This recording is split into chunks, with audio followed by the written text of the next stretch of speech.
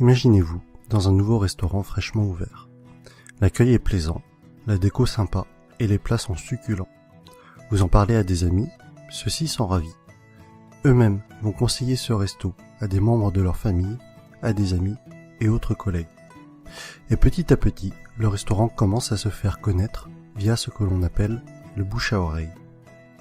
Dans la majorité des cas, le restaurant ne vous aura pas payé un centime, ni même adressé un remerciement, alors que vous êtes à l'origine de peut-être plusieurs dizaines de clients, car tout cela s'est fait naturellement et de manière transparente.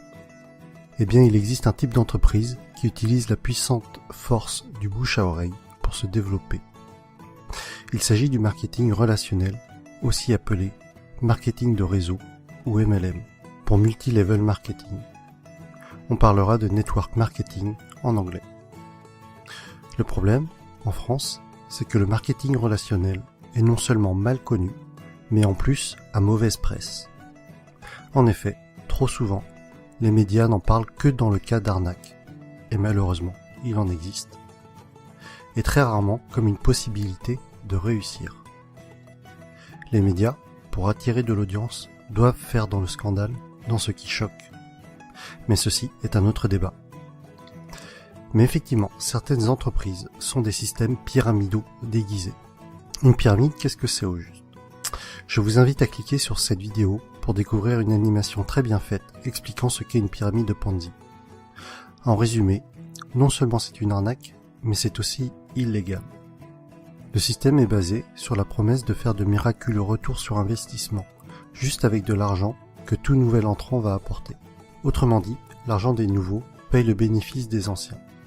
Et si, à un moment donné, les entrants ne sont pas assez nombreux, eh bien la pyramide s'écroule, car les anciens ne perçoivent plus d'argent. Ce qui est important à comprendre est que lorsque vous entrez dans une entreprise de marketing relationnel, vous êtes avant tout le distributeur d'un produit réel, le représentant d'une marque. Sans produit, ou avec un produit fictif, on rentre alors dans un système pyramidal. D'autre part, dans une pyramide, les anciens sont forcément plus riches que les nouveaux. Dans le MLM, même si plus vous rentrez tôt, plus vous êtes avantagé, cela ne garantit pas du tout votre succès. Un nouveau filleul peut très bien mieux développer son affaire et faire mieux que son parent. Ainsi, dans une entreprise de marketing relationnel, tout le monde est au même stade au début, mais plus elle va grossir et plus elle va avoir d'impact et être puissante. C'est vraiment la force du réseau qui fait qu'une MLM est puissante. Et Robert Kiyosaki insiste vraiment sur ce point dans le livre « L'entreprise du XXIe siècle ». Le pouvoir n'est pas dans le produit, mais dans le réseau. Pour en revenir à ce que l'on évoquait au début de la vidéo, le bouche à oreille est le principal véhicule de communication d'une société de marketing relationnel, si bien qu'il n'y a pas ou peu de publicité.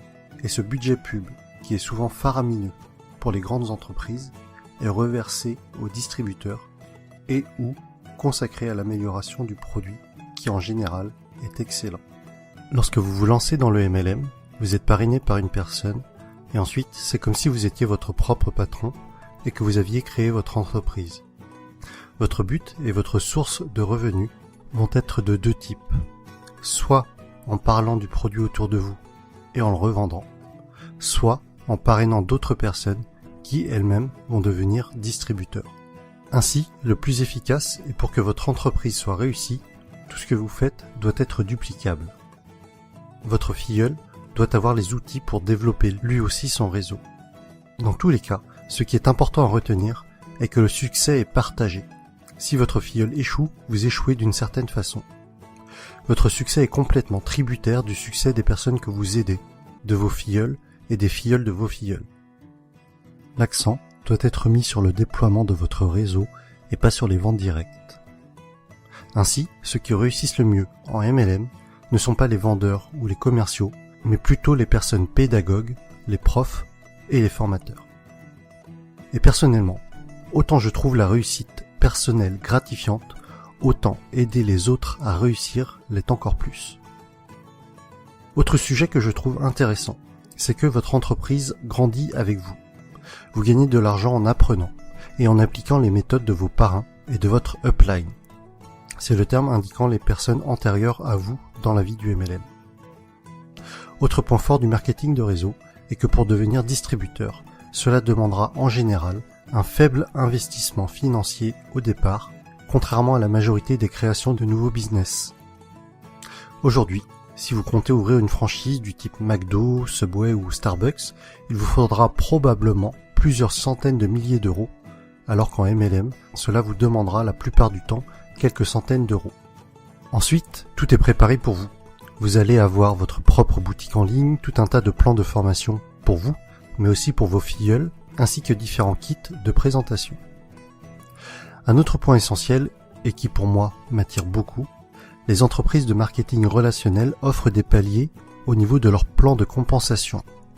Pour être plus précis, à partir d'un certain nombre de filleuls, et sans compter les éventuelles primes bonus, vous allez toucher un revenu résiduel, encore appelé revenu hors exploitation, c'est-à-dire un revenu passif. Les bonnes MLM sont donc de formidables véhicules vers l'indépendance financière de fait de ce revenu passif engendré par le parrainage d'autres personnes. Je rajoute que les MLM sont un type d'entreprise qui a une croissance des plus fulgurantes à l'échelle mondiale ces dernières années. Aux USA, ça a vraiment explosé depuis les années 90.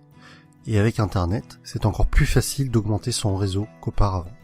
De plus, c'est une activité que l'on peut tout à fait démarrer sur notre temps libre pour un revenu complémentaire au début. Il faudra alors se déclarer en auto-entrepreneur avec le statut de VDI, c'est-à-dire vendeur à domicile indépendant. J'insiste tout de même sur le fait de bien vérifier un certain nombre de points avant de vous engager dans une entreprise de marketing relationnel, afin de ne pas tomber sur une pyramide Ponzi déguisée. Voici le type de questions qu'il faut vous poser avant de vous engager dans une entreprise de ce type. Est-ce qu'il y a des bureaux réels? À quels endroits géographiques? Se trouve-t-il dans des paradis fiscaux?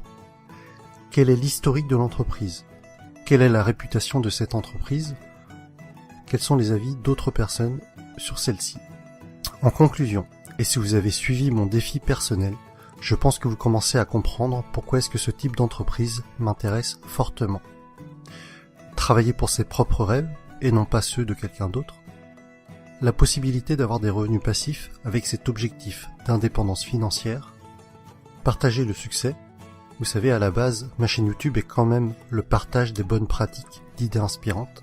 Alors si en réussissant dans un domaine, j'arrive à aider d'autres personnes à réussir également, alors j'en serais sincèrement ravi.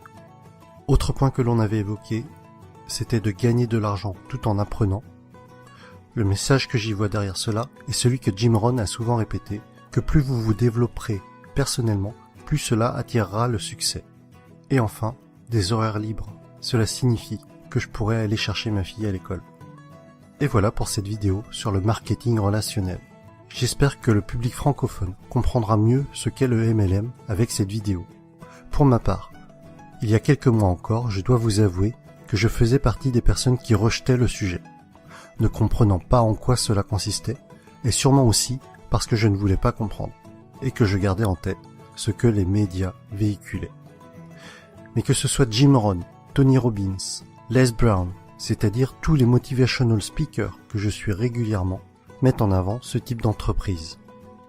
Et après mes lectures de l'entreprise du 21e siècle, de Robert Kiyosaki, et de 45 secondes qui changeront votre vie, de Don Faya, j'ai finalement changé d'avis sur le sujet et je suis décidé à me lancer. Vous retrouverez la suite de mes aventures dans le prochain épisode avec mon choix de MLM et les raisons de ce choix. Si vous aussi, ce concept d'entreprise est nouveau pour vous et que cela vous intéresse ou qu'au contraire, vous y intéressez déjà, mettez-moi un pouce j'aime, partagez sur Facebook et abonnez-vous. À bientôt!